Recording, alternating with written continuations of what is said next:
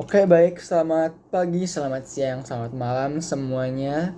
Perkenalkan, nama saya Arfa Zifaro, absen 3 dari kelas 10 SMA Negeri 71. Pada kesempatan hari ini saya akan membuat tugas bahasa Indonesia materi drama monolog. Yang awalnya jadi cerpen, saya ubah menjadi drama monolog. Drama monolog ini saya buat berjudul Penyamaran Sang Pendosa. Dan di sini saya memainkan 6 peran sekaligus. Yang pertama yaitu Furina, dan yang kedua itu Neuvillet, dan yang ketiga itu adalah Arlecchino, yang keempat adalah Charlotte, yang kelima adalah main sampingannya itu pelaku kriminal, dan satu lagi warga sekitar. Selamat menyaksikan.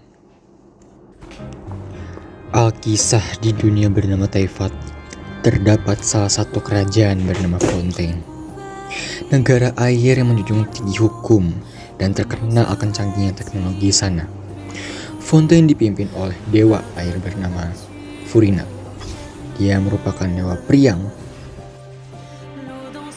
Dan wakilnya yang bernama Neuvillet. Dia merupakan naga air yang selalu menegakkan keadilan. Dia selalu menemani Furina dan membantu Furina kapanpun dan waktu kapanpun. Hingga suatu ketika ada orang dari bangsa lain bernama Arlecchino yang datang ke kediaman Furina untuk menanyakan suatu hal. Oke, baik. Ibu Furina, negara Furina, dengan hormat saya memperkenalkan diri. Nama saya Arlecchino. Di sini saya memiliki tujuan untuk datang ke sini. Saya merasa terhormat sekali bisa bertemu Anda di sini.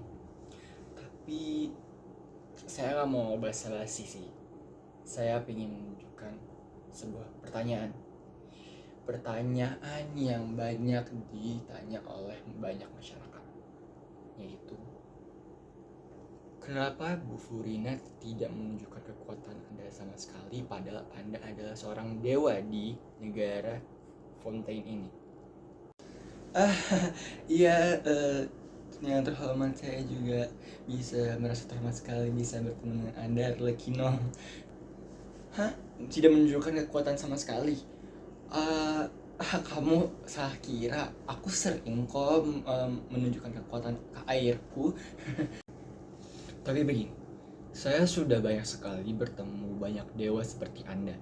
Dewa api, dewa tanah, dewa tumbuhan, dewa listrik, dan lain-lainnya. Tapi ada yang janggal dari kamu satu ini, Bu Furina. Lalu percakapan disela dengan habisnya waktu pembicaraan. Lalu Arlecchino pun keluar ruangan. Terima kasih telah mau meladeni saya. Terima kasih. Keluarnya Arlecchino dari ruangan membuat Furina lega. Tapi ia kepikiran bahwa ada orang yang mengetahui rahasia terbesar hidupnya. Lalu di sebuah tempat pengadilan terkenal di Fontaine yang sedang melakukan pengadilan terhadap tersangka kriminal menggunakan mesin ajaib penentu salah atau tidak bernama Oratrice. Selama pemakaian selama puluhan tahun, mesin ini selalu benar. Dan ini adalah mesin yang diberkahi oleh dewa air itu sendiri.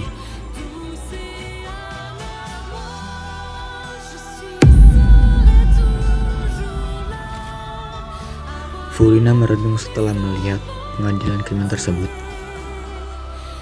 Arlecchino menatap dan mengamati Furina dari jauh.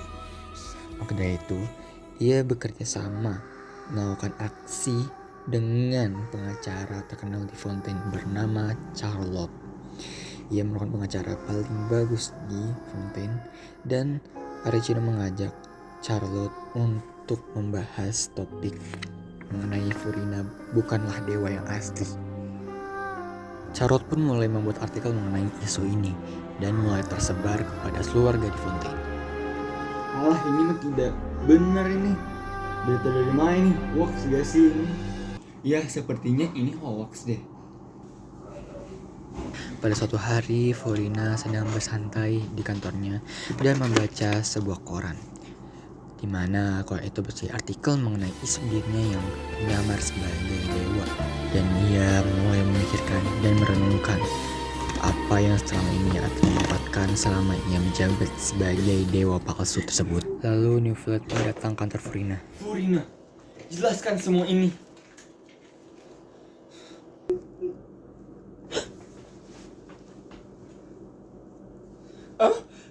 Newfield? Hah? Maksud kamu apa? Jelasin apa? Nggak ada yang perlu dijelasin. Semua bukti ini sudah cukup jelas, Furina. Ayo, sini, ikut aku pengadilan sekarang juga. Lalu Furina dibawa ke pengadilan. Di sana banyak masyarakat yang menunggu dan melihat pengadilan Furina tersebut. Sidang pun dimulai dan Charlotte alias pengacara mulai memberi fakta dan bukti-bukti bahwa Furina bukanlah dewa yang sebenarnya. Lalu, Hei masyarakat-masyarakatku, percaya kepada aku beneran dewa kaya yang asli. Aku mohon, percayalah kepada aku mohon. para dewan-dewan pun setuju bahwa Furina harus diadili. Dengan ini, Furina dinyatakan bersalah.